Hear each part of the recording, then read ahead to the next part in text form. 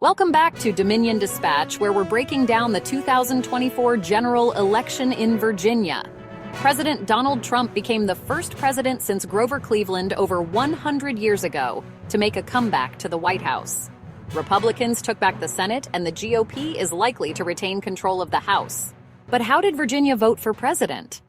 Virginia was seen by many pundits as a late-breaking swing state that could flip red and make President Trump's landslide even greater.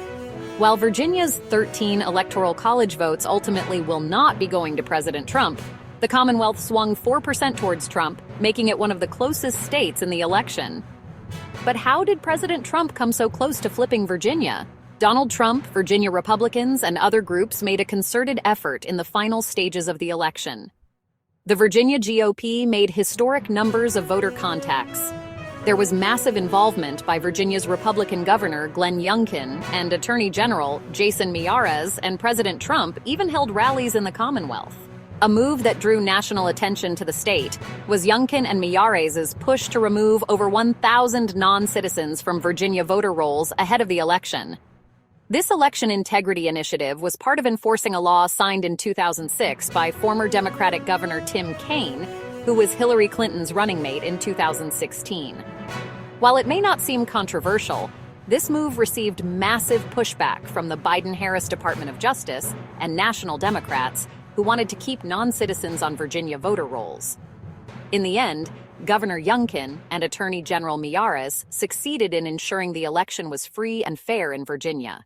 President Trump's tele-rally in Richmond and in-person rally in Salem also generated massive enthusiasm ahead of Election Day, while the Virginia GOP also encouraged record early voting turnout amongst its base of voters. In the end, Virginia could be the next state to flip red in the 2028 presidential election. But let's not forget about Virginia's important Senate race. Virginia was one of the 32 states with a Senate election, and with the balance of power being so close, Virginia's Senate seat could have decided it all. Republican Hung Cao, who ran a close congressional race in 2022, became the Republican nominee, challenging incumbent Democrat Senator Tim Kaine. Despite Senator Kaine's popularity and long service in the state, the race was closer than expected, drawing millions of dollars in spending from outside groups. In the end, Tim Kaine prevailed over his challenger by an 8-point margin. However, Republicans still flipped control of the upper chamber by flipping seats in neighboring West Virginia, Ohio, Montana, and Pennsylvania. Virginia also featured two of the most important swing seats in the House of Representatives. Virginia's 2nd and 7th congressional districts were seen as possible Democrat and Republican flips.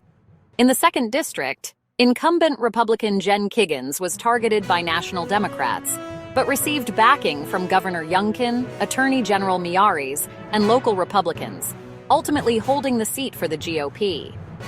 In the 7th district, Democrat Eugene Vindman, who moved to the district to run, is one of the so-called whistleblowers involved in the failed attempt to remove President Trump from office back in 2019. Vindman narrowly held off a strong Republican challenger in attorney Derek Anderson, who previously worked at the Office of National Drug Control Policy.